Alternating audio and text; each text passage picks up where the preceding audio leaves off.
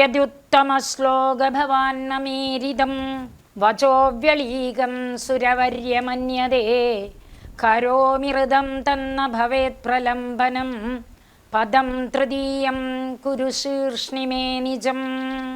അങ്ങ് ഞാൻ പറയുന്ന വാക്ക് സത്യമാക്കണമെന്നുണ്ടെങ്കിൽ അതിനെ സത്യമാക്കാനായിട്ട് വഞ്ചിച്ചതല്ല എന്ന് ഉറപ്പുവരുത്താനായി അങ്ങ് എൻ്റെ ശിരസിൽ അങ്ങയുടെ പാദം വയ്ക്കുക എന്ന് ചോദിച്ചു വാങ്ങിയതാ. മൂന്നാമത്തെ അടി എൻ്റെ ശിരസിൽ വയ്ക്കൂ എന്ന്. ഒന്നാമത്തെ അടി ഇളക്കുമ്പോൾ കാലം കണ്ട് നീണ്ട് വന്നു. രണ്ടാമത്തെ അടിയിൽ നടന്നപ്പോൾ സത്യലോകവും കിടന്ന് മഹർലോകം, ജനലോകം, തപലോകം എന്നൊക്കെ പറഞ്ഞ് കയറി വന്നു. ഇവിടെ ആ ബലിചക്രവർത്തിയുടെ തലയിൽ വയ്ക്കുമ്പോൾ കാല് ചുരുങ്ങിയോ ഇല്ല, തല വീർത്തോ ഇല്ല, അർഹത നേടി എന്നാണ് നമ്മൾ മനസ്സിലാക്കേണ്ടത്.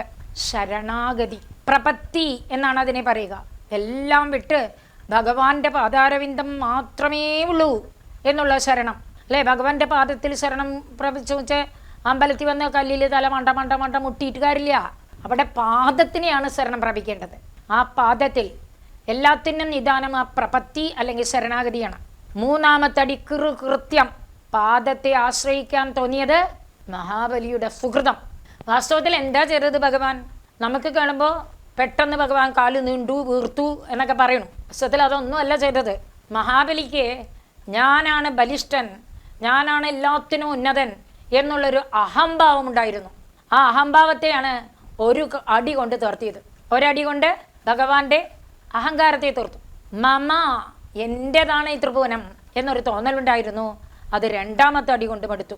അപ്പോഴേക്കും മനസ്സ് പട്ടുപോലെയായി, ശുദ്ധമായി, ശരണാഗതിയിലേക്ക് എത്തിക്കാനായിട്ട് തോന്നി. അതാണ് ഭക്തിയുടെ മാർഗം. ഞാനെന്നും എൻ്റേതെന്നും തോന്നുന്ന ഭാവം എപ്പോൾ മാർഗുന്നുവോ അപ്പോഴാണ് ഭക്തി.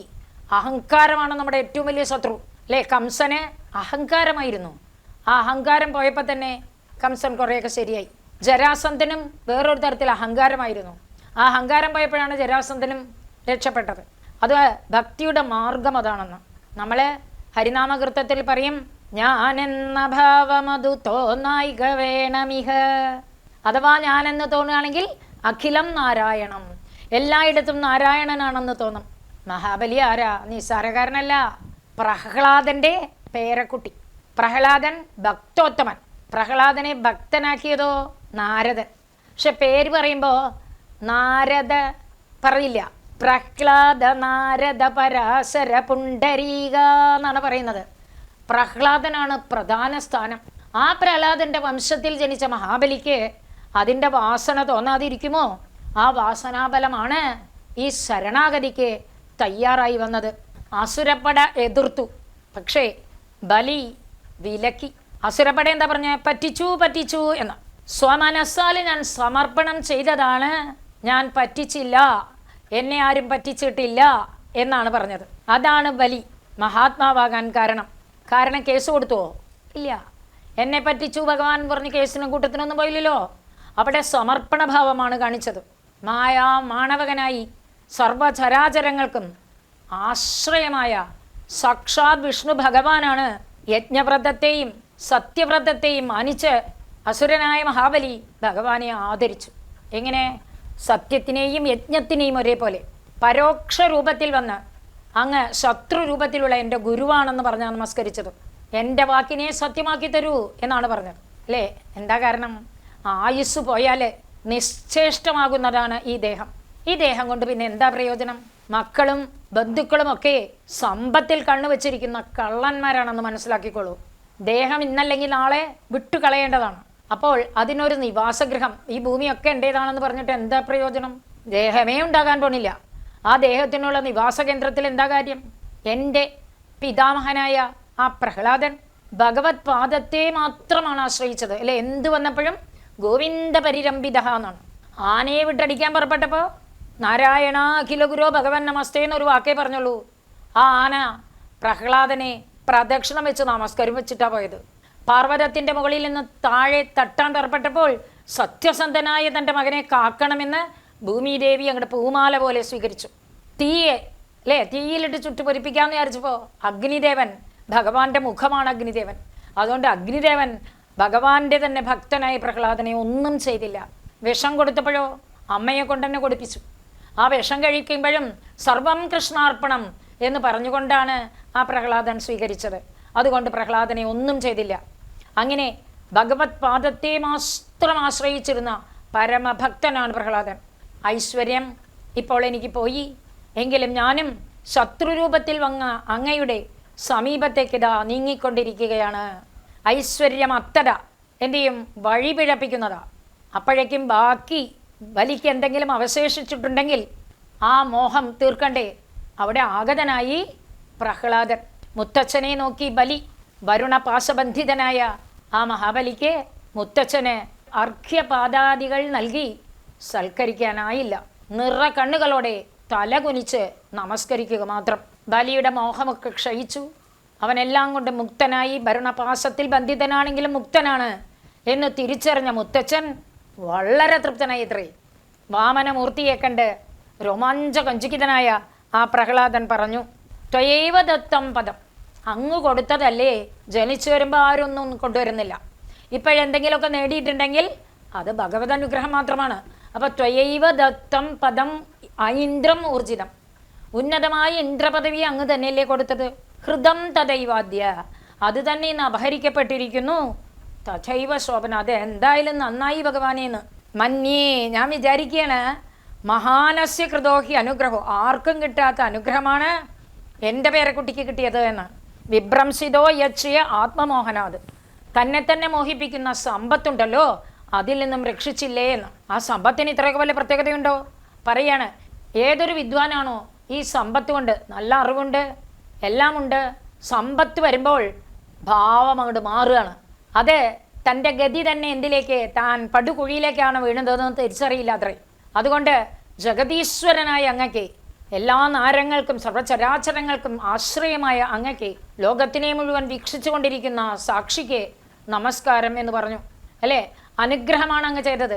രാജകീയ ഐശ്വര്യം വരുത്തി വെച്ചു കുറേ അഹങ്കാരം, ആ ആത്മവിസ്മൃതി, ആത്മാവിനെ മറന്നുപോയി. അതാണ് ഇപ്പം അതിൽ നിന്ന് രക്ഷിക്കപ്പെട്ടുവല്ലോ എന്ന്. അരൺമനയിൽ വെച്ച് ശ്രീരാമചന്ദ്ര പ്രഭുവിന് വസിഷ്ഠ മഹർഷി യോഗവാസിഷ്ഠം എന്നുള്ള രൂപയിലും ഇതേപോലെ ഉപദേശിച്ചു. യുദ്ധക്കളത്തിൽ അർജുനനോട് ഭഗവാൻ ഗീതാതത്വം എന്ന് പറഞ്ഞ് ഉപദേശിച്ചു. എല്ലാത്തിൻ്റെയും സാരം ഒന്നാണ്. കാരണം മതം ഒരുത്തനെ വഴിതെറ്റിക്കും എന്ന്. ആ പദവി ആളുമ്പോൾ ആത്മതത്വത്തെ പറ്റി ആർക്കും ആലോചിക്കാൻ തോന്നില്ല അത്രേ. അതുകൊണ്ട് അങ്ങ് അനുഗ്രഹമാ ചെയ്തത് എന്ന് പ്രഹ്ലാദൻ പറഞ്ഞു. സ്വഭർത്താവിനെ ബന്ധനസ്ഥനായി കണ്ട വിന്ധ്യാവലി ഭയത്തോടെ വാമനനെ പ്രണമിച്ച് ഒരു അപ്ലിക്കേഷൻ കൊടുത്തു, ഒരു നിവേദനം. എന്താണ് പറഞ്ഞത്? ഈ 3 ലോകവും ക്രീഡാർത്ഥം, വിഹരണത്തിന് വേണ്ടി നിർമ്മിച്ചതാണ് അല്ലേ. മൂഢന്മാരെന്ത് ചെയ്യുന്നു? താനാണ് ഇതിൻ്റെ സ്വാമി എന്ന ഭാവം അതിൽ ചെലുത്തുന്നു.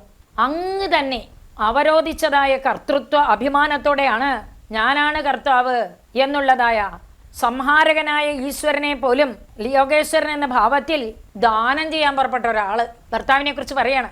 താനാണ് എല്ലാം വലിയ ആളെന്ന് സർവ്വലോകത്തിനും സാക്ഷിഭൂതനായ, ലോകത്തെ സൃഷ്ടിച്ച് നിലനിർത്തി സംഹരിക്കുന്ന അങ്ങയ്ക്ക് തൻ്റേതാണെന്ന് പറഞ്ഞു രാജ്യത്തെ ദാനം ചെയ്യാൻ പുറപ്പെട്ടുവല്ലോ എന്നാണ് ആ വിന്ധ്യാവലി പറഞ്ഞത്. അതുകൊണ്ട് എൻ്റെ ഭർത്താവിനുണ്ടായ മോഹത്തെ നീക്കി രക്ഷിക്കണമേ എന്ന് പ്രാർത്ഥിച്ചു. ബ്രഹ്മാവ് എന്താ പ്രാർത്ഥിച്ചത്?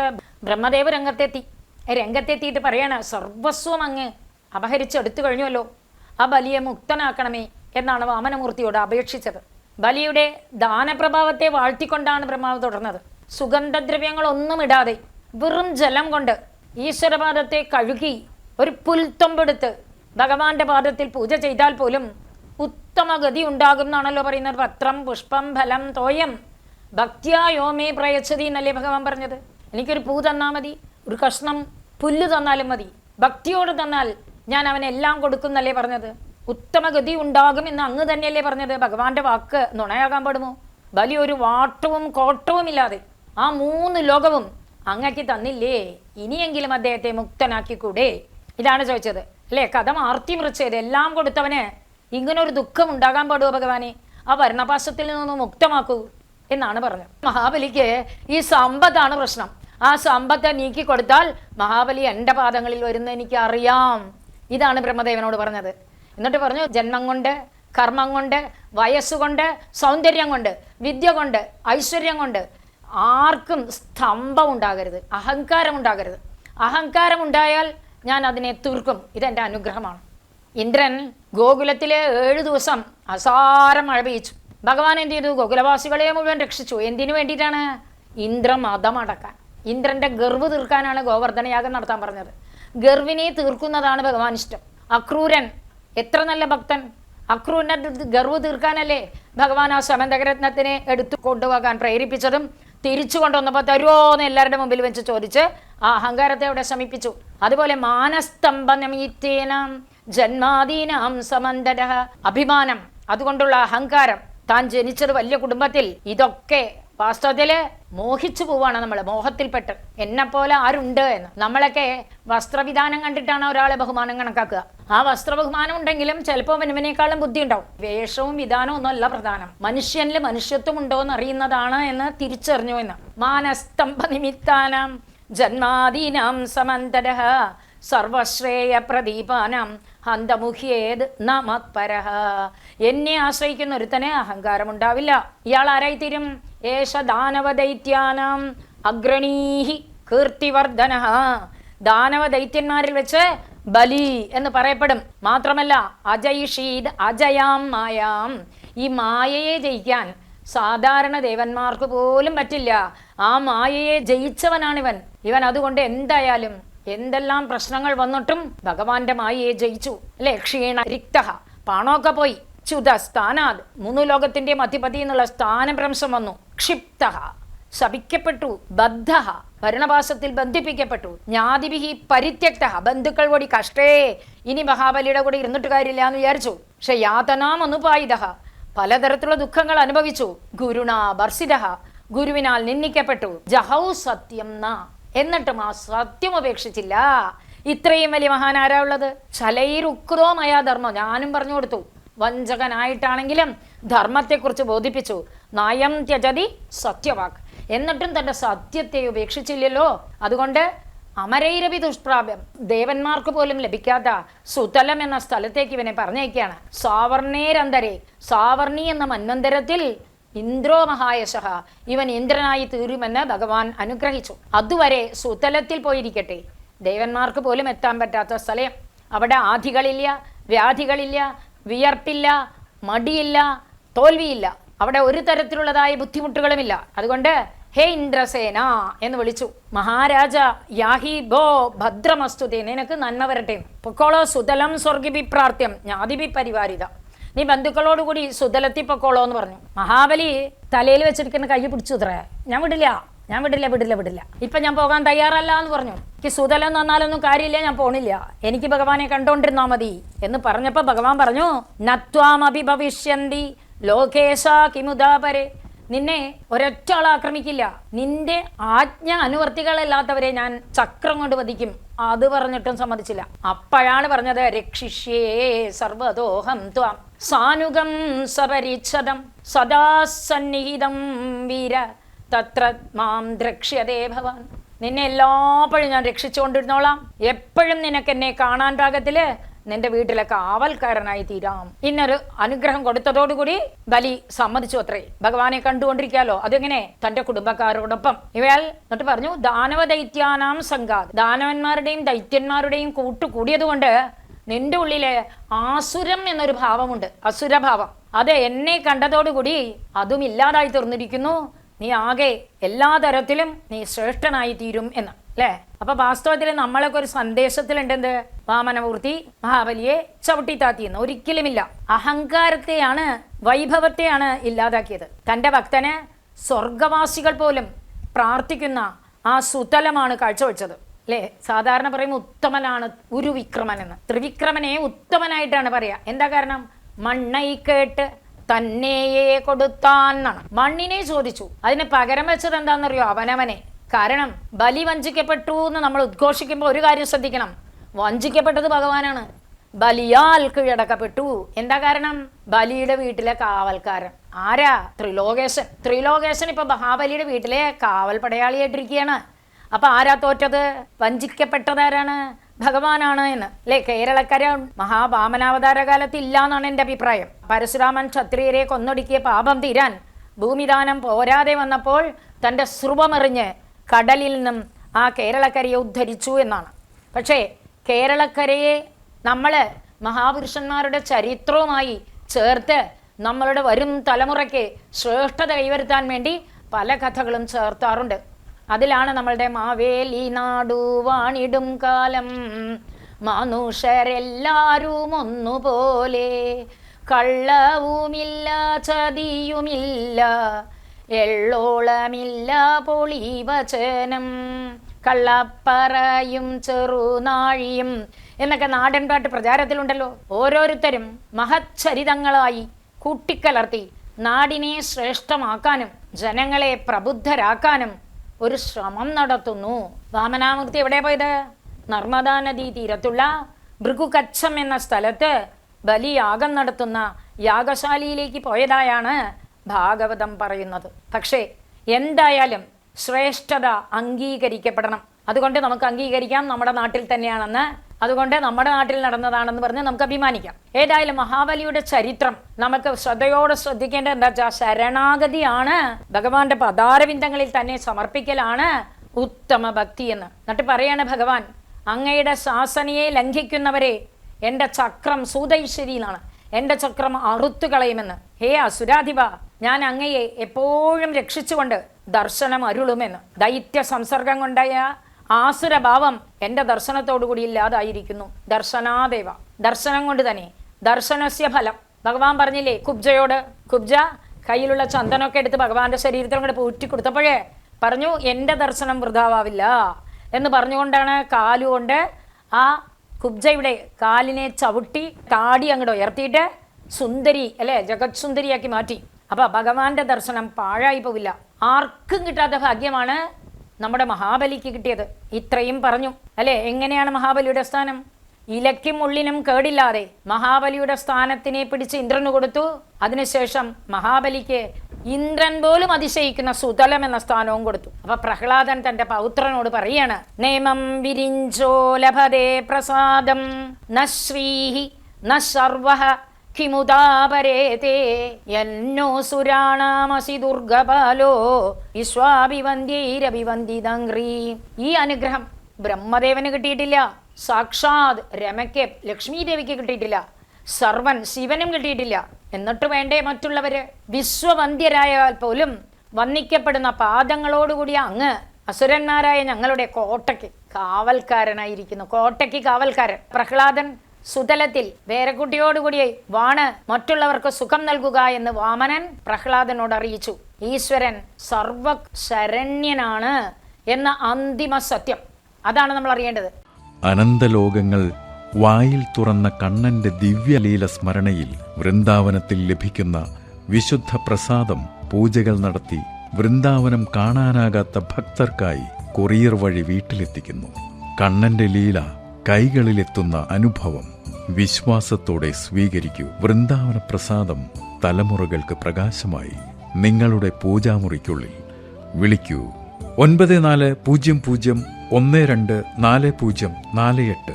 തീർത്ഥയാത്രയിൽ തിരക്കിലും തിരുവഴിയിലും ഒത്തുചേരാൻ വിശ്വാസത്തിന്റെ അടയാളം. കൂട്ടം തെറ്റിയവർക്ക് കരുതലായി അടയാളക്കോൽ. ദണ്ഡിക, ദൂരത്തുനിന്നും ദൃശ്യം. തീർത്ഥാടകരുടെ സുരക്ഷിത വഴികാട്ടി. ദണ്ഡിക.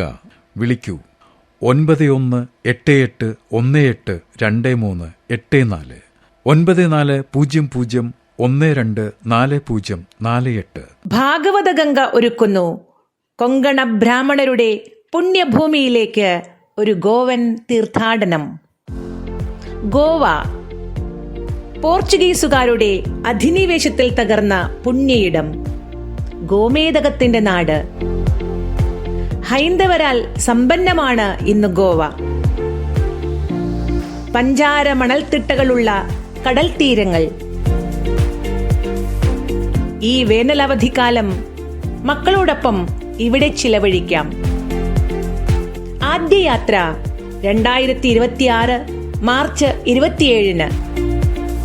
തുടർന്ന് ഏപ്രിൽ 6, 16, 21, 29, മെയ് 5, 11.